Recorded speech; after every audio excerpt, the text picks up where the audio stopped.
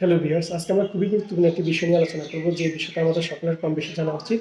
আজকে আমরা যে বিষয় নিয়ে আলোচনা করব তা হচ্ছে ভাইরাস জ্বর। আজকে আমরা ভাইরাস জ্বর কী এবং ভাইরাস জ্বরের লক্ষণগুলো কী কী রয়েছে এবং এই ভাইরাস জ্বর হলে কী কী করণীয় রয়েছে, আজকে আমরা সেই বিষয়ে আলোচনা করব। প্রথমত হচ্ছে ভাইরাস জ্বর কী। শরীরে ভাইরাসের আক্রমণ হলে উপসর্গ সহ শরীরের টেম্পারেচার বৃদ্ধি পায়, তাপমাত্রা বৃদ্ধির ফলে আমরা তাকে ভাইরাস জ্বর বলে থাকি।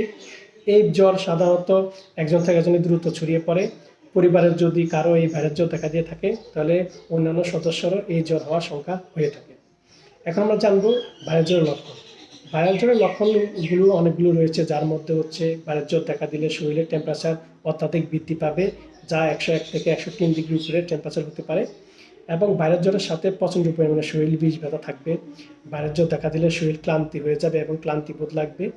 এই ভাইরাস জ্বরটা শরীরে দেখা দিলে মাথা ঘোরার মতো সমস্যা দেখা দিয়ে থাকবে এবং ভাইরাস জ্বর হলে খাওয়ার প্রতি অরুচি দেখা দিবে এবং শরীরে অন্যান্য সমস্যাগুলো দেখা দিয়ে থাকবে।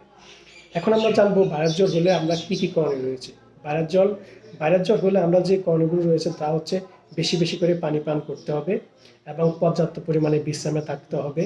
বেশি বেশি করে তরল জাতীয় খাবার গ্রহণ করতে হবে, যেমন ফলের রস এবং স্যুপ এবং পুষ্টিকর খাবার গ্রহণ করতে হবে। ভাইরাস জ্বর দেখা দিলে অবশ্যই আমরা ডাক্তারের পরামর্শ ছাড়া কোনো ওষুধ গ্রহণ করব না। এবং আমরা ভাইরাস জ্বর দেখা দিলে শরীরে আমরা পানির মধ্যে গামছা বা ন্যাকড়া ভিজিয়ে, কাপড় ভিজিয়ে আমরা শরীর কিছুক্ষণ পর পর মুছতে হবে। এবং ভাইরাস জ্বরটা সাধারণত 1 সপ্তাহ বা 1 সপ্তাহের বেশি থাকতে পারে। সেই ক্ষেত্রে আমরা যদি 1 সপ্তাহের বেশি হয়ে থাকে, তাহলে আমরা অবশ্যই একজন ডাক্তারের পরামর্শ নিব এবং চিকিৎসা নিয়ে নিজেকে সুস্থ রাখবো। তবে খেয়াল রাখবেন, ভাইরাস জ্বরটি যাতে একজন থেকে একজনে না ছড়ায়, সেদিকে খেয়াল রাখতে হবে।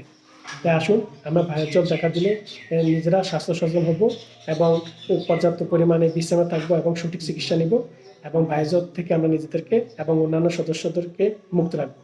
ভিডিওটি ভালো লাগলে লাইক এবং শেয়ার দিয়ে অন্যকে দেখার এবং জানার সুযোগ করে দেবেন। সবাইকে ধন্যবাদ।